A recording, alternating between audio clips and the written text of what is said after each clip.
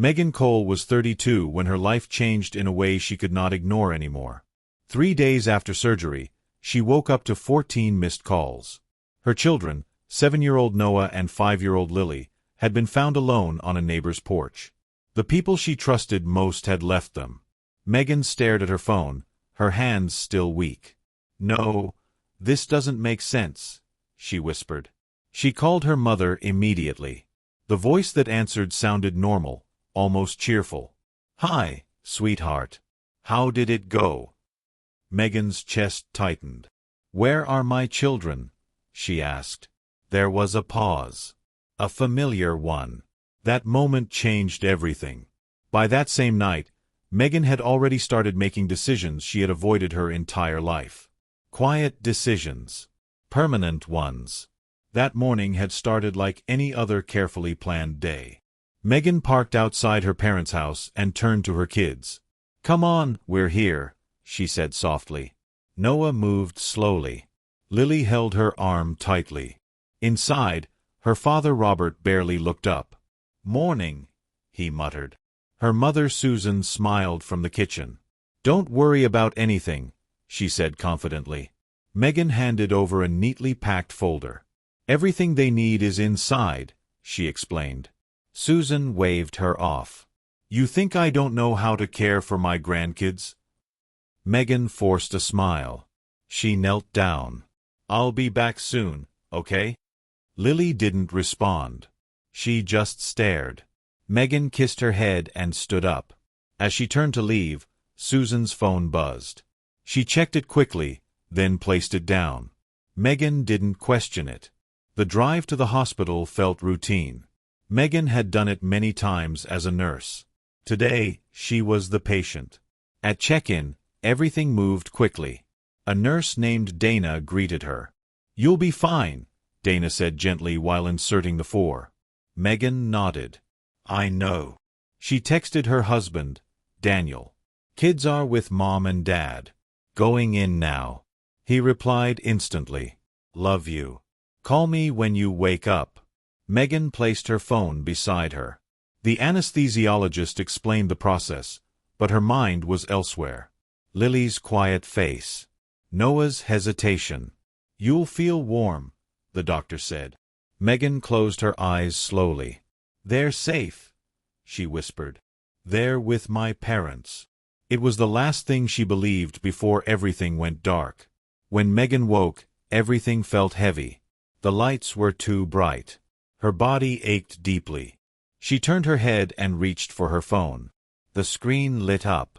14 missed calls. All from Mrs. Harris, her neighbor. Megan's stomach dropped. "Something's wrong," she whispered. Her fingers trembled as she opened the messages. "Your kids are with me." Another one. "Your parents left." Megan's breathing changed. She quickly called. Mrs. Harris picked up immediately.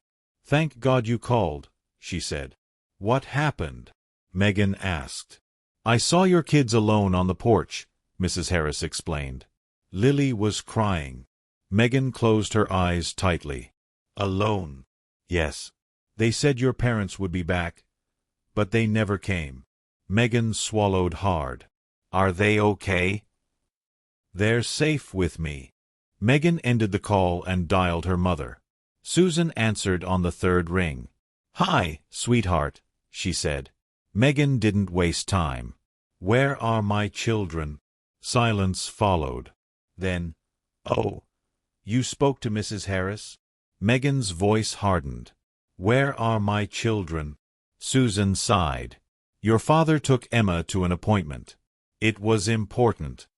Megan blinked slowly. "You left them." "They were sleeping," Susan said quickly. Megan shook her head. "They were outside. Alone." Another pause. Then Susan said the words Megan would never forget. "Your sister needed us more." Megan didn't respond immediately. The silence stretched. Finally, she spoke calmly. "Don't come to my house again. Don't call my children." Then she hung up. Megan lay back on the hospital bed, staring at the ceiling. The pain in her body was nothing compared to what she felt inside. "This isn't new," she whispered.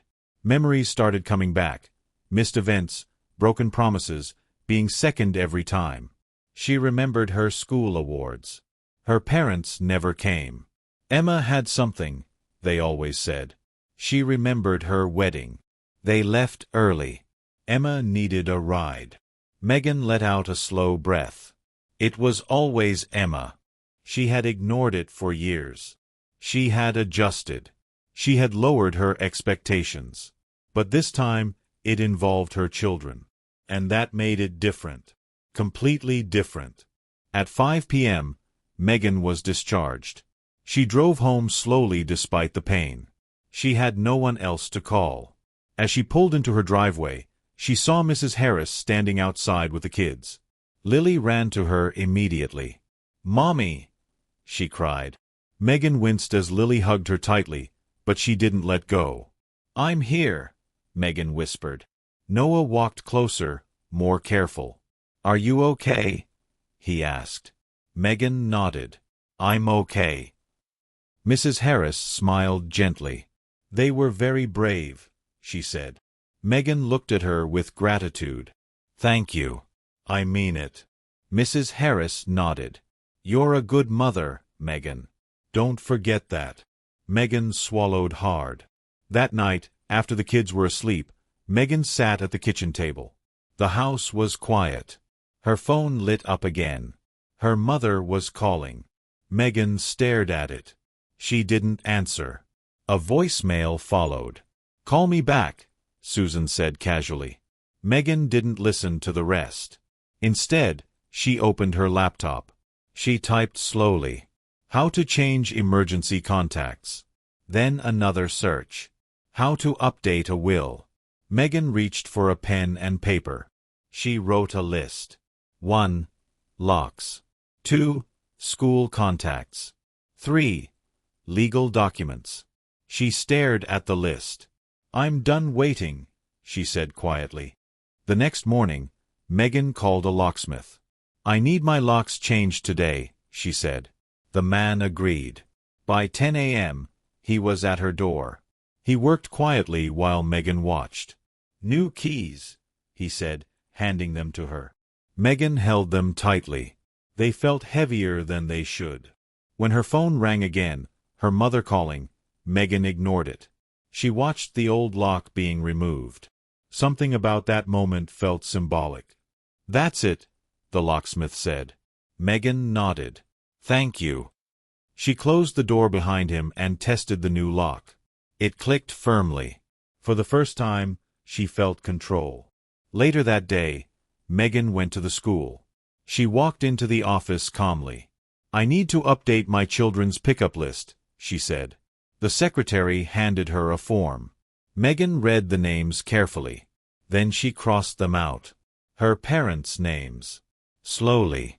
Deliberately. "Everything okay?" the secretary asked gently. Megan nodded. "Just making changes." She added Mrs. Harris's name instead. As she handed the form back, she felt something shift inside her. It wasn't anger. It was clarity. Her parents no longer had access to her children. And this time, it wasn't temporary. On the third day, Megan sat in a lawyer's office. Sandra Lee, a calm woman with silver hair, adjusted her glasses. "What would you like to change?" she asked. Megan placed the folder on the table. "Everything that involves my parents," she replied. Sandra nodded slowly. "Guardian rights, power of attorney, medical authority." Megan didn't hesitate. "All of it." Sandra studied her for a moment. "Are you sure?" Megan's voice stayed steady. "I've never been more sure of anything." Sandra began typing. The sound of the keyboard filled the room. Each click felt like a line being drawn. Megan signed where she was told. Page after page. When it was done, Sandra looked up. "It's official." Megan exhaled. "Thank you." She didn't feel relief yet, but she felt progress. That evening, Megan sat alone and opened social media. She searched her sister Emma's page. The first post made her freeze. A smiling photo. Emma sitting in a salon chair. Caption: Emergency glam day. Mom saved me. Megan scrolled further. Another post. Emma and Susan at a cafe. Drinks on the table. Both smiling. Timestamp: 1:30 p.m. Megan's eyes hardened. That was when she had just woken from surgery. When her children were alone. So this is what mattered, she whispered. She took screenshots and printed them. She placed them neatly into the folder. It was no longer just paperwork. It was evidence. Quiet, undeniable evidence. The calls started the next day. First, her mother. Megan ignored it. Then a voicemail. "Call me back," Susan said, slightly irritated. Megan didn't respond. Later, her father sent a message. "Your mother is worried." Megan stared at it briefly, then locked her phone. By evening, Emma called. Megan let it ring. Another message followed. "You're overreacting. It was just a few hours." Megan shook her head slowly. "Just a few hours," she whispered. To them, it was nothing. To her, it was everything. She realized something important in that moment. They didn't understand because they didn't want to. 2 days later, Megan finally answered Emma's call. "What is your problem?" Emma asked immediately. Megan stayed calm. "My children were left alone," she replied. Emma sighed loudly. "They were fine." Megan's voice sharpened slightly. "They were alone first." Silence followed. Then Emma said, "You're punishing Mom over one mistake." Megan shook her head, even though Emma couldn't see her. "No. I'm protecting my kids from a pattern." Emma scoffed. "What pattern?" Megan paused. "The one where everything revolves around you." Emma had no response. The silence stretched. Megan ended the call. She didn't feel guilty. She felt certain. That night, Daniel called from his trip. "I'm coming home," he said firmly. Megan shook her head. "Finish what you need to do," she replied. "I've handled it." Daniel went quiet. "Our kids were alone, Megan." She closed her eyes. "I know." There was a pause. Then he said softly, "What are you going to do?" Megan looked at the folder on the table. "Everything," she answered. Daniel exhaled. "Okay. I trust you." Those words stayed with her. "I trust you." She hadn't heard that enough growing up. But now, it mattered. Saturday morning, Megan made another call.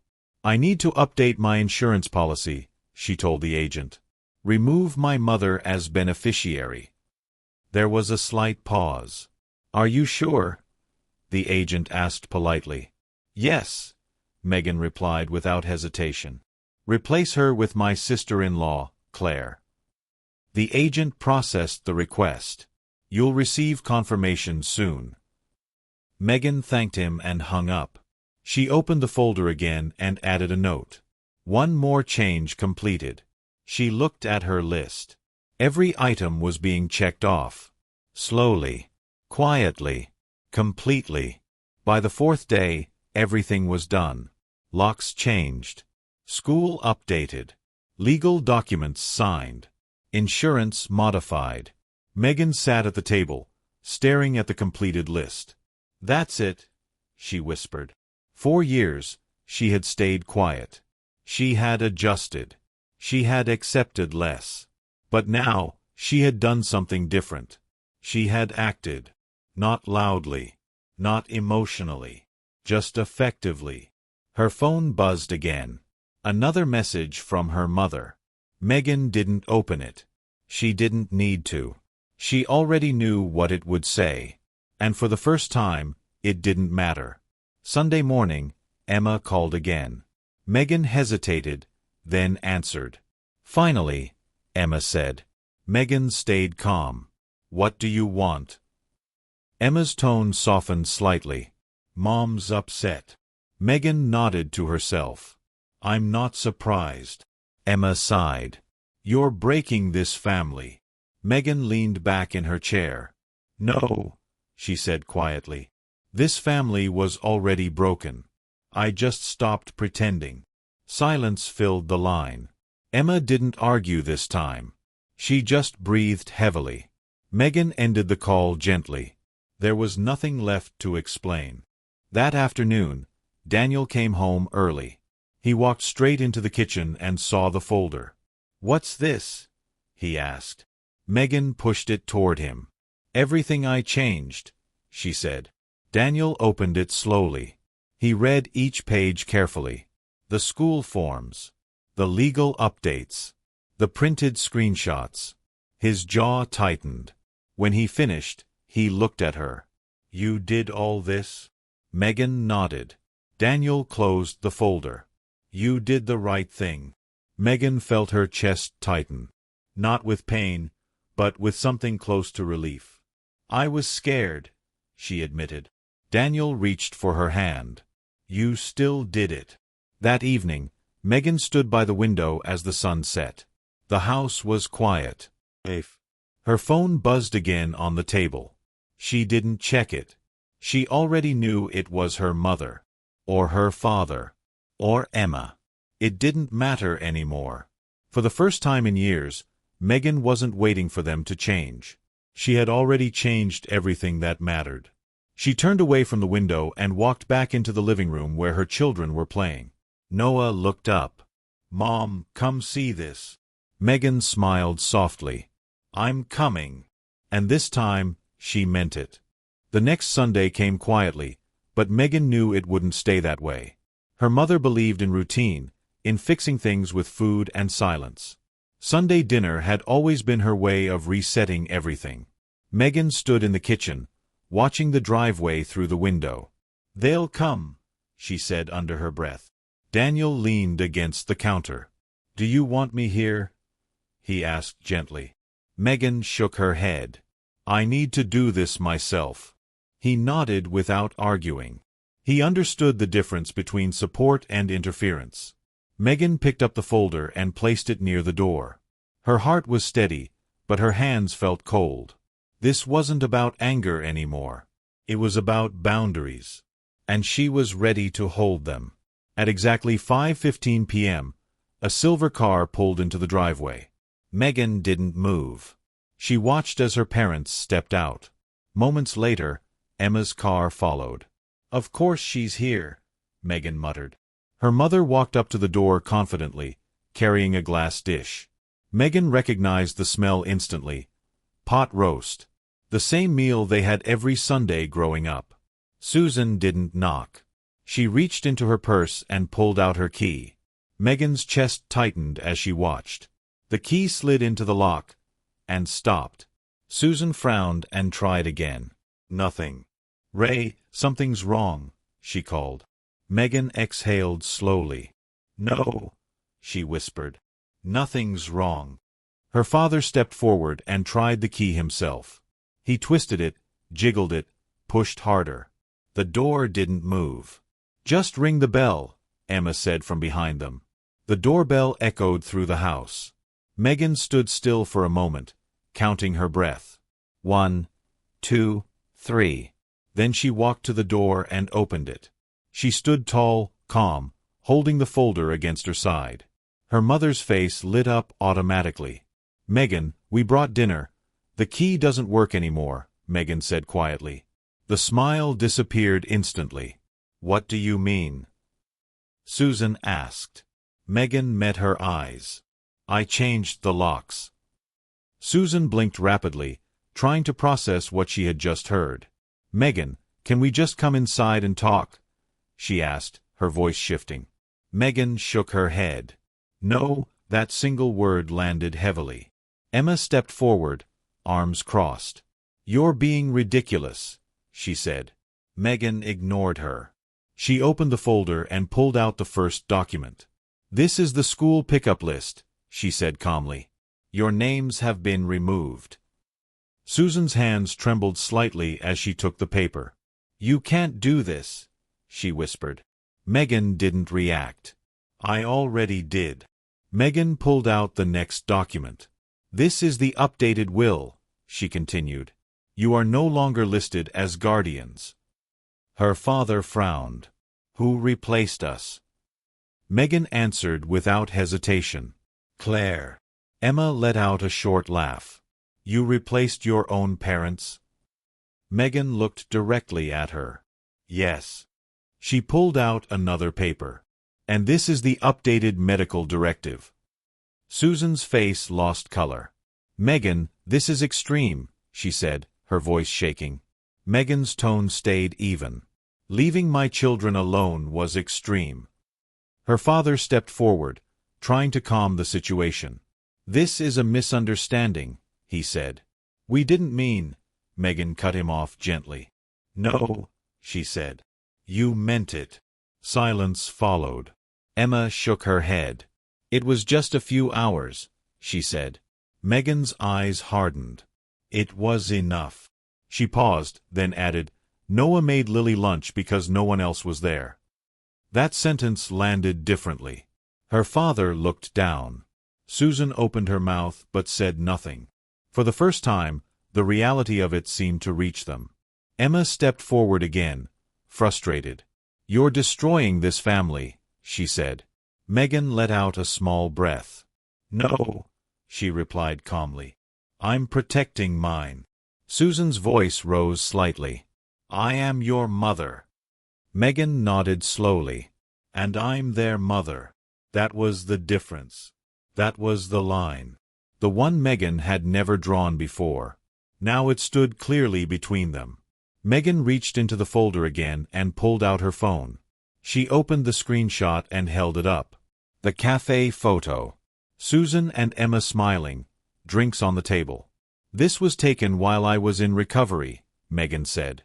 Susan stared at the image. Her lips parted slightly. "Megan, you left," Megan interrupted. "That's all that matters." The truth sat there, simple and undeniable. No explanation could fix it. Her father sighed deeply. "Family doesn't do this," he said quietly. Megan looked at him, her expression calm. "Family doesn't leave children alone either," she replied. Emma looked away. Susan's grip tightened on the dish she was holding. "You'll regret this," she said softly. Megan didn't react. She had heard that tone before. But this time, it didn't reach her. "I already regret trusting you," Megan said. Megan stepped back slightly, still holding the door. "You need to leave," she said. No one moved at first. Then Emma turned away. "Let's go," she muttered. Her father followed slowly. Susan lingered for a moment, staring at Megan as if waiting for her to change her mind. Megan didn't. Finally, Susan turned and walked away. The sound of car doors closing echoed through the quiet evening. Megan closed the door gently. The new lock clicked into place. This time, it sounded final. Megan leaned her back against the door after it closed. The silence inside the house felt different now. Steady, not heavy. Her hands were still slightly cold, but her breathing had slowed. From the living room, Noah's voice called out, "Mom." Megan pushed herself off the door and walked toward him. He sat on the floor with his toys, looking up at her carefully. "Are they gone?" he asked. Megan nodded gently. "Yes, they're gone." Lily walked in behind him, holding her stuffed toy. "Is Grandma coming back?" she asked softly. Megan knelt down slowly, ignoring the slight pain in her side. "Not today," she said. Her voice was calm, but firm. Daniel stepped into the room quietly, watching Megan and the kids. He didn't interrupt. He didn't ask questions. Megan stood up and met his eyes. He gave a small nod. That was enough. "What's for dinner?" Noah asked, trying to return to normal. Megan smiled faintly. "Something better than pot roast," she said. Lily tilted her head. "What?" Megan walked toward the kitchen. "Grilled cheese," she replied. Daniel followed. "And tomato soup," he added. Megan glanced at him and smiled a little wider. "Yes, tomato soup." It wasn't about the food. It was about the calm that came with it. Dinner was simple. 4 plates. 4 chairs. No waiting. No tension. Noah talked about school. Lily laughed at something Daniel said. Megan listened quietly, watching them. This was what she had been protecting. Not just their safety, but their peace. At one point, Lily looked up. "Mom, you're smiling," she said. Megan blinked, surprised. Then she nodded. "I am." Daniel reached for her hand under the table. "You should be," he said softly. Megan squeezed his hand gently. For the first time in a long time, she wasn't carrying the weight of everyone else's expectations. The next few days were quiet. Her phone still buzzed occasionally. Messages from her father. A few from Emma. Megan didn't respond. She read them once, then let them sit. The words didn't affect her the same way anymore. One message stood out. "Your mother isn't eating." Megan stared at it for a moment. Then she placed her phone down. She understood what it meant. It wasn't concern, it was pressure. The same pattern, just in a different form. Megan shook her head slightly. "Not this time," she whispered. She wasn't going back to who she used to be. At work, Megan moved through her shifts with a quiet focus. Her colleague Dana noticed the difference. "You seem lighter," she said one afternoon. Megan paused, thinking about it. "I think I am," she replied. Dana smiled. "Whatever you did, keep doing it." Megan nodded. She didn't explain. She didn't need to. Some changes were too personal to put into words. But she felt them in everything, in how she walked, how she spoke, how she breathed. At home, the routine settled into something new. Daniel handled more school pickups. Megan rested more, letting her body heal. Noah stopped asking about his grandparents after a while. He adapted quickly. Lily still mentioned them sometimes. One night, she asked quietly, "Mom, did I do something wrong?" Megan sat beside her immediately. "No, baby," she said firmly. "You did nothing wrong." Lily looked up at her.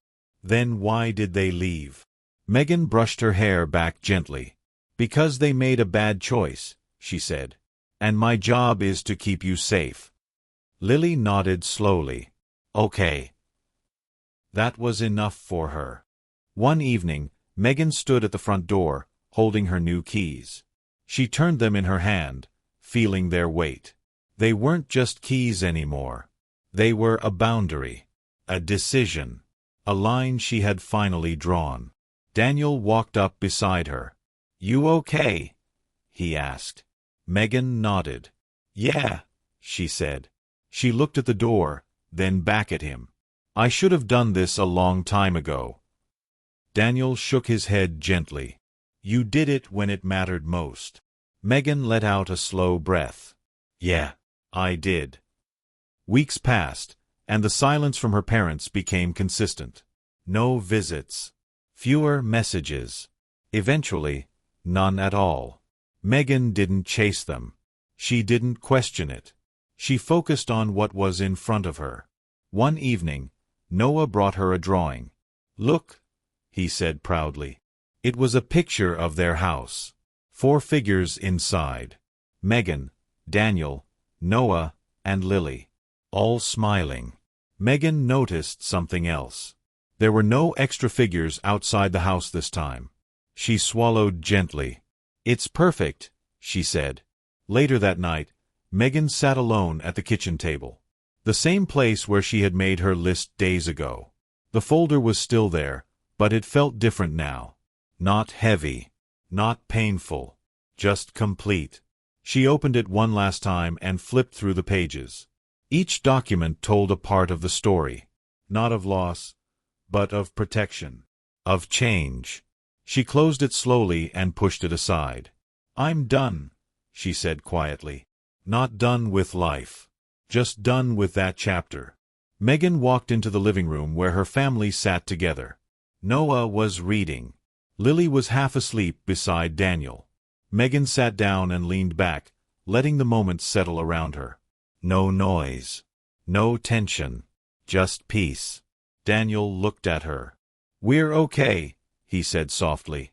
Megan nodded. "We're more than okay." She looked at her children, safe and calm. 4 years, she had been the one who needed nothing. The one who carried everything. But now, she understood something clearly. Protecting her peace was not selfish. It was necessary. And this time, she wasn't letting anyone take it away again. If this story got you thinking about your child's pickup list, go ahead and review it today. Like, subscribe, and I'll catch you in the next video.